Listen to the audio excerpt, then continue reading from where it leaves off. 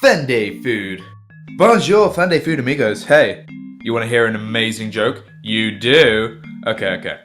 What do you get if you pour hot water down a rabbit hole? Hot crust bunnies! Oh! I'm so funny. No, but seriously, let's make some hot crust buns.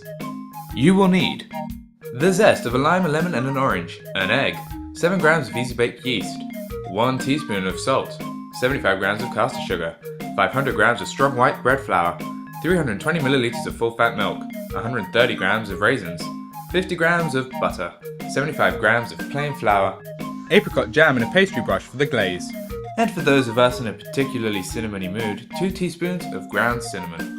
You can find a list of the ingredients below. Okay, so you're going to want to start off by pouring 320 milliliters of the full fat milk into your pan, like so. Now bring the milk to the boil. Once the milk begins to boil, remove from the heat and add the butter. Allow the butter to melt in the milk. Once done, it should look like this. Now leave this to cool. Okay, so while that's cooling, I'm going to go on ahead and add my bread flour to a bowl, like that. And then I'm going to add 75 grams of sugar. Sprinkle. Okay. And then I'm going to put my salt on one side of the bowl, like so.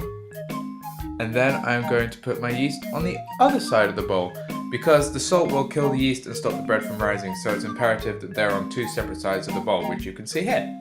Next, you're going to want to crack the egg into the bowl, like I've just done, and then you're going to want to beat it with a fork. Super speedy beating. Woo! Oh, look at the egg. Oh! And then it should look like that. Perfect. Now make a well with the dry ingredients, like you can see here. Now you're going to want to pour the milk and butter solution into the well, like I am doing here.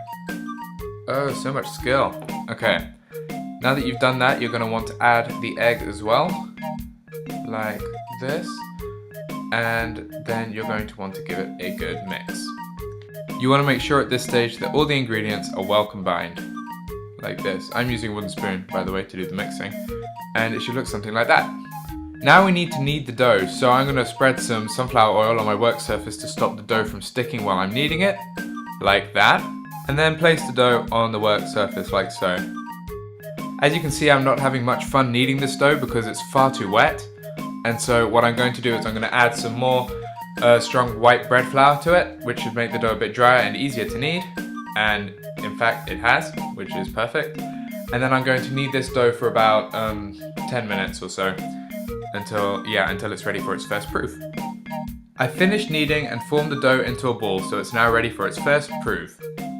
Now you're going to want to place the dough in a bowl. I've covered the bowl with cling film to stop a crust from forming. I've also rubbed oil over the cling film to stop the dough from sticking to it if it rises too much, and you're going to want to leave it in a dry place for about an hour or so until it's doubled in size.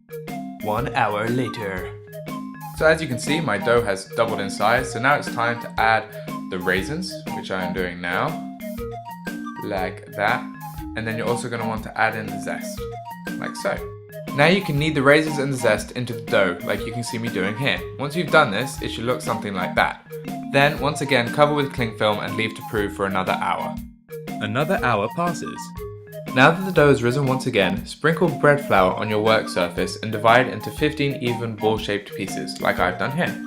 Now place roughly 6 balls on a baking tray with baking paper and cover with oily cling film to allow rising without the formation of a crust. Once they have risen for an hour, they should look like this. For the cross, put 75 grams of plain flour into a bowl. Then mix this with water until a thick paste is formed, as you can see here.